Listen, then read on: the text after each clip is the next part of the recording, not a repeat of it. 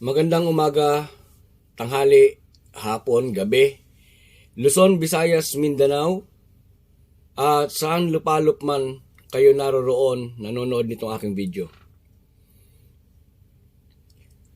Sa video natin ito ngayon, muli gagawa tayo ng isang reaction video. At meron tayong panonoorin na isang video. Ang pakiusap ko sa inyo ay panoorin ninyo mula umpisa hanggang huli, hanggang sa dulo. At buksan natin yung ating isipan. Ako ay nananawagan, most especially sa mga kabataan, sa mga millennial, na buksan natin yung ating isipan at unawain natin ng gusto itong video na ating panonoorin. Sapagkat ako ay naniniwala na ito ay makakatulong para magbukas ng ating isipan, magtama doon sa mga likong kasaysayan na ginawa ng mga nakaraan. Sapagkat sa pagtutuwid ng mga liko na naganap sa kasaysayan, naroon yung susi sa pagharap natin doon sa matiwasay na buhay sa tagumpay na ating hinahangad. Kaya mga kababayan, samahan po ninyo ako na panoorin ang video na ito. During his watch, President Ferdinand Marcos cannot always be on the right. He must take up matters as a whole to make things perfect for the country and not only for the foreign hands that have always been manipulating us. Marcos knew then that the international proponents of free trade did not conceal their underlying and motivating belief that the nation-state is obsolete and the whole world must be transformed into a global village, where a nation's economic sovereignty is surrendered to those who run the International Monetary Fund, the World Bank, and the World Trade Organization. With his wife IMELDA by his side, Ferdinand proved to be a dynamic, innovative, and forward-looking leader with self-sufficiency for the country as his immediate goal. He laid down the foundations of the nation's economic infrastructure by building more and better national roads, bridges, public edifices, which he later dubbed as concrete monuments to progress. In order to make Ferdinand's dream house a home, Imelda reflected, what makes a home? Love. And what is love made real? Beauty. What was the beautiful tradition, values, art that we had as a people? So Imelda built the Cultural Center of the Philippines to be a monument to the Filipino spirit, to give standard, to give identity, because there was a crisis of identity for Filipinos. This was followed by the Folk Arts Theater, the Institute of Arts in Makiling, the Philippine International Convention Center. As time passed, they forgot how Marcos tried to control the prices of oil and other commodities and struggled to put up industrial projects that could have given more jobs and lifted the nation's economy. Imelda had to face the trial of the century in New York, charged with stealing $43 billion from the coffers of the government when the nation's budget for 20 years of Marcos' rule reached up to only $32 billion. Simple arithmetic. With his meager Ilocano budget, as it were, President Marcos embarked on a massive buildup of roads, bridges, and other infrastructure projects meant for the betterment of the country's economic structure. Sad to say, the succeeding presidents had little to show, despite their huge benefits. A summary of government expenditures from 1966 to 1997. Number 1. President Ferdinand Edralin Marcos, 1965 to 1986, 20 years, 486,273 million. Number 2, President Corazon Aquino, 1986 to 1991, 6 years, 1,077,895 million. Number 3, President Fidel Ramos, 1992 to 1997, 6 years, 2,237,907 million from the National Statistics Office. On the core of the family, which is the barangay, he made the political system more grassroots and extensive by adopting the barangay system, which enabled the smallest units of the system, to which the core is the family, to participate in the democratic process by making them responsible for administrative and legal functions within their barangay. The barangay leaders and officers were made elective in their respective communities. It was through the barangay where his concept of a participatory democracy found its tangible roots. When the first barangay election was held at a time when the country only had a population of 51 million, 3 million were elected to represent 42,000 barangays. Serving as a co-pillar to the democratic vision of President Marcos was the creation of the Ministry of Human Settlements and entrusted to his wife, the First Lady, IMELDA Marcos. As Governor of Metro Manila and Minister of Human Settlements, Mrs. Marcos conceptualized and implemented her program of delivering 11 basic needs to Metro Manila residents. 1. Water. 2. Electricity. 3. Food through agriculture. 4. Clothing through cottage industries. 5. Livelihood or the economic base. 6. Medical services. 7. Education, culture, and technology. 8. Ecological balance. 9. Sports and recreation. 10. Shelter, which includes housing and land use. And 11. Mobility, which includes roads. She constructed housing units, known as the Bliss Homes, coupled with livelihood projects. This provided not only low-cost dwelling units, but also income for the less fortunate residents. Kadiwa centers and rolling stores selling prime commodities at lower prices were established and mobilized around Metro Manila's impoverished areas. Metro Aid centers were organized that provided employment for some 10,000 Metro Aids who were responsible for the cleanliness and beautification of the metropolis. Hospitals and institutions with specialization in various fields, such as the Heart Center, Kidney Center, Lung Center, the Children's Hospital, among others, were established. The Philippine General Hospital was reconstructed and expanded to extend better and more efficient service to a greater number of our Filipino people. IMELDA had done more good for the Filipino people than all the presidents combined, except, of course, President Ferdinand Marcos. On the matter of sovereignty, the RP-US Military Bases Agreement was signed on March 14, 1947. It provided the United States with 99 years lease to more than 20 base sites, covering some 250,000 hectares in 13 provinces. In 1959, the base's area was reduced to 117,075 hectares. President Ferdinand Marcos refused to compromise the nation's sovereignty and territorial integrity in the negotiations for the Military Bases Agreement. Thus, the Serrano-Bolin Memorandum of Lease Agreement from 99 years to 25 years. In 1976, President Marcos further reduced the base's area to 71,000 hectares. President Marcos reduced the lease agreement from 25 years to 5 years and 250,000 hectares to 10,000 hectares coverage. It also reaffirmed Philippine sovereignty over the bases, and President Marcos called it, fittingly, the final liberation of the Philippines. Following the 1983 Military Bases Agreement review, President Ronald Reagan pledged his best efforts to increase security assistance to the Philippines to $900 million for the period 1984 to 1986. $125 million to military assistance grants, $300 million in foreign military sales credits, and $475 million in economic support funds. And now the question arises: who killed Senator Benigno Aquino? This is the question that remains unanswered to this day.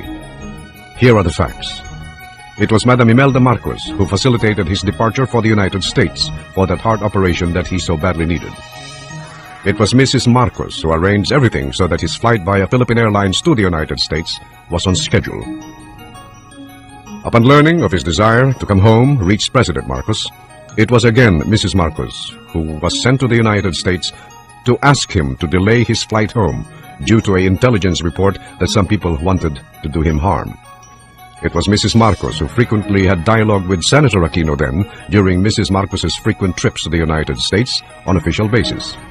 But all these were naught. He was being given the wrong information. The biggest lie of all was that President Marcos was dying.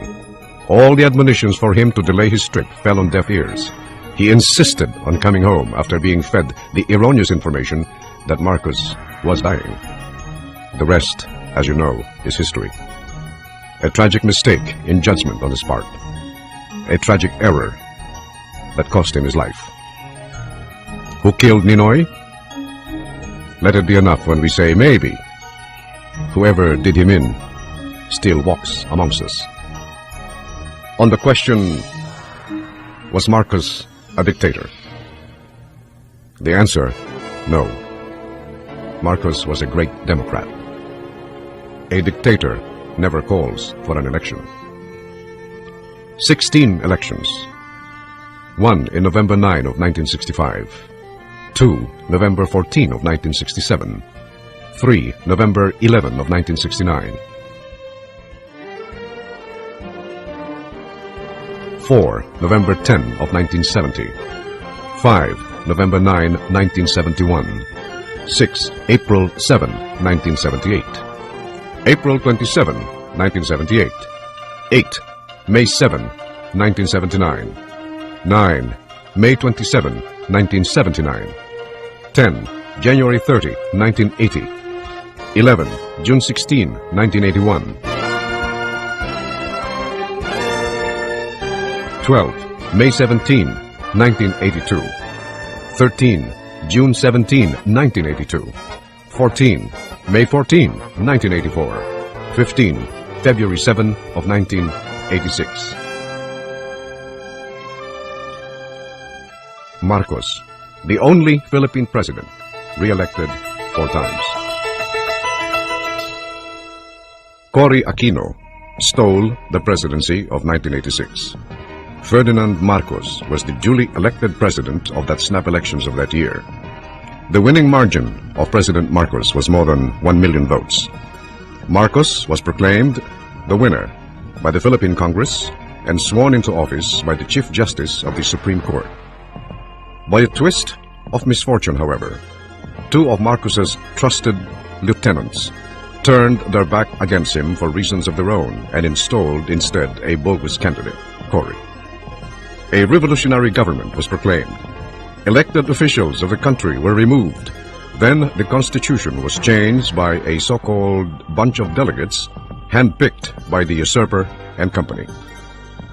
The rest is a dark chapter in the Philippine political history. We probably have the most beautiful cultural heritage in Malakas and Maganda.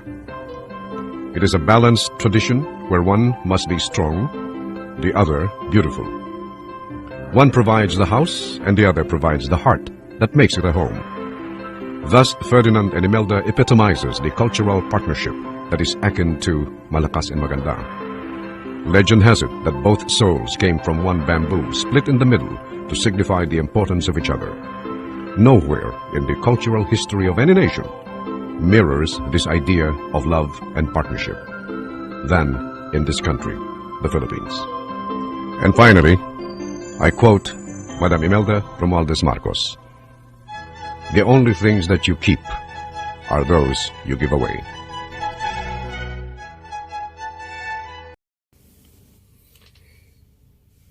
Muli, isang magandang araw po sa atin mga kababayan. So pagkatapos natin mapanood yung video na yon, maaaring itanong ninyo, gaano ka-authenticate o ka-reliable yung video na yan?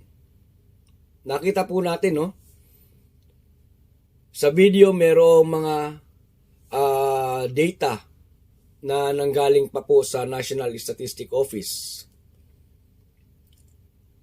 At yung mga video ay mga actual videos na naganap noong mga panahon na yon.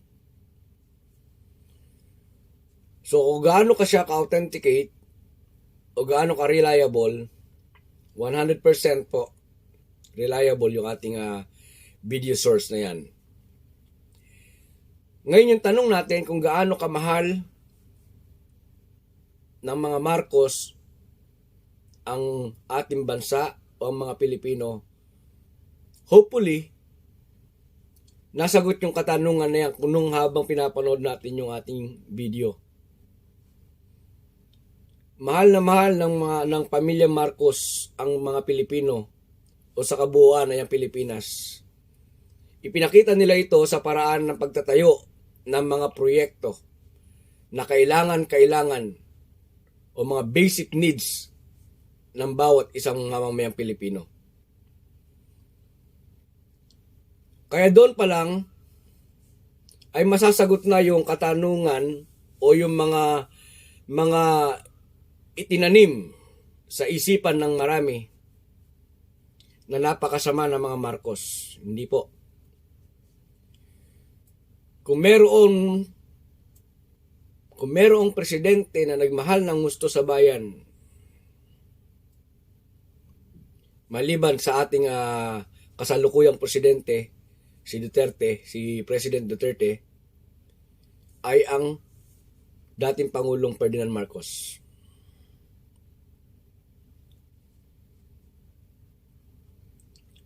Ngayon, diktador ba si Marcos? Nasagot na rin yung ating tanong. Kung diktador si Marcos, hindi siya magpapatawag ng mga eleksyon. Tama, mali. But since lagi siya nagpapatawag ng eleksyon, maging nung huling eleksyon na pinatawag niya, na dapat sana ay hindi pa yun katapusan ng kanyang termino, sapagkat during that time ay kare-re-elect niya lang bilang President of the Philippines. Pero para mawala yung agam-agam, mawala yung mga gumugulo sa isipan ng mga Pilipino during that time, nabunga ito ng mga black propaganda, ng mga maling balita na ikinakalat noon. Nagpatawag siya ng snap election. At ang resulta ng snap election na yon, ang resulta po noon ay ang muling pag-ayon sa kanya ng mga Pilipino sapagkat siya ang nanalo noon. Pero bakit po ang naluklok ay si Corazon Aquino? Dahil ba yon sa revolutionary na ginawa nila? Hindi po. Dahil ba yun sa EDSA 1? Hindi rin. Kundi iniluklok lang nila yung kanilang sarili at nagkaroon ng conspiracy sa Amerika, sa CIA ng Amerika, sa grupo ni Corazon Aquino, Juan Ponce Enrile at kay Ramos. Pero doon pa lang yung pangyayaring iyon, meron tayong susunod na mga video na yan, papakita po natin kung gaano pinahalagahan ng dating Pangulong Marcos ang buhay ng mga mamamayang Pilipino. Nag-giveaway siya.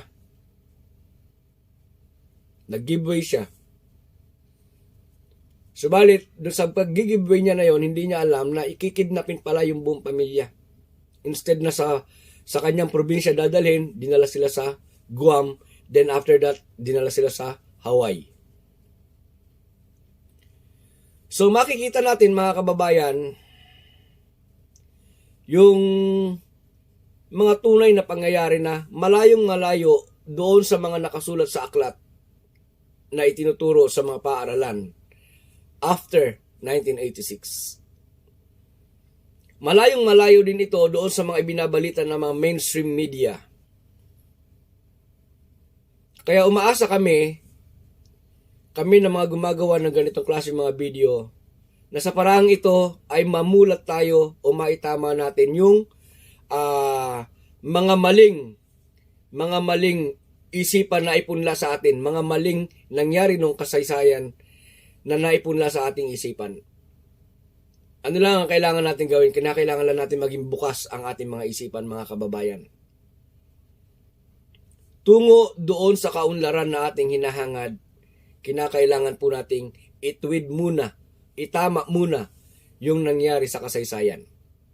Kapag nagawa natin yon at nagkaroon tayo ng acceptance, mag-move on tayo, madali para sa atin yung tunguhin yung landas ng tagumpay. Muli, isang magandang araw po sa ating lahat. Ito po ang inyong Kuya Al. At naway lagi tayo nasa mabuting kalagayan. Isang magandang araw po sa ating lahat.